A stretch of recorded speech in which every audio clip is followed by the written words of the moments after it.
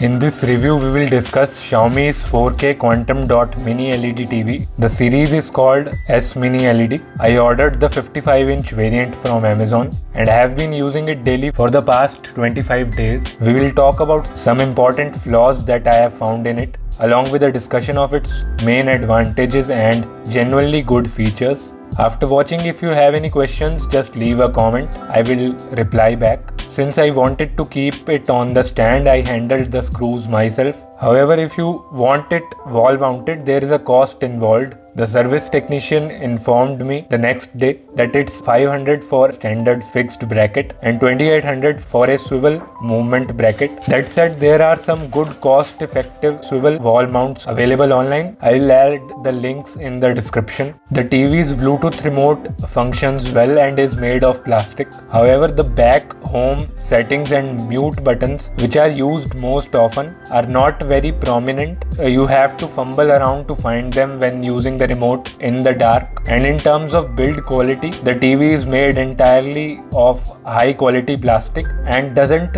feel cheap. It's also fairly slim and the stand stability is decent. The TV doesn't wobble and weighs in at 11.7 kg. Then the display has a matte finish which handles standard reflections quite well, so there are no reflection issues during regular viewing. But if there is a bright light source or direct glare right in front of the screen, it becomes distracting. The TV's bezels are fairly slim and overall the design feels premium. UI is the familiar Google TV, which is fast and responsive thanks to the 2GB RAM and 32GB storage. You can resume whatever you were last watching right from the home page, and just below that you will find all the recommended and related content. There is also no shortage of apps and all the popular ones are available easily on the Play Store. When adjusting the picture settings, I really tried to get accurate picture quality for both standard and HDR content. Somehow I just wasn't satisfied with the result until I switched to filmmaker mode, but with color temperature in basic video set to medium warm and turning off both ambient light detection and auto adjust color temperature for the best experience. And in this state, every type of content felt accurate to me. Even fast movements in sports I can watch well with these settings, but the TV's motion handling on regular Google TV is poor sometimes. Even after adjusting motion smoothing, motion blur is sometimes visible in dark and fast sequences. Strangely, the motion blur issue is solved on the Fire Stick 4K and the same sequences looked much better every time with the same settings without any motion blur. Also, there are 3 HDMI ports, one of which is an eARC port or enhanced ARC port, and 2 USB ports. The performance of the Fire Stick was fine and there was no issue playing content from an SSD via the USB port. Now the picture quality is also a mixed bag, but the black levels of this TV are especially great. The use of VA panel helps with that, along with the 308 dimming zones in the 55-inch model, which goes up to 512 dimming zones for the 75-inch. Also, I found the famous blooming issue of mini LED TVs to be very well contained. I almost never see any blooming around titles or subtitles, but in the dark scenes, when bright parts appear, some limited blooming or haloing is definitely visible around the light parts. It seems justified for the price in my opinion, and overall it produces nice deep blacks. In terms of brightness also, it is a capable TV. You can easily place it in rooms with a lot of bright natural light. When it comes to the upscaling and image processing, it isn't particularly impressive. If you are watching standard 720p or 1080p TV content, it stays pretty much the same standard TV quality with no significant improvement. However, with high quality 720p or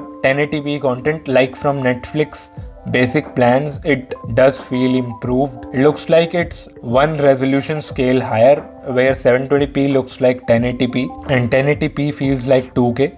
Then the colors were the main reason I wasn't satisfied, because they always looked overly punchy. However, with my current settings, the color visibility feels solid, and since it uses quantum dot technology, there is still a decent amount of vibrancy in bright colors, which looks quite nice.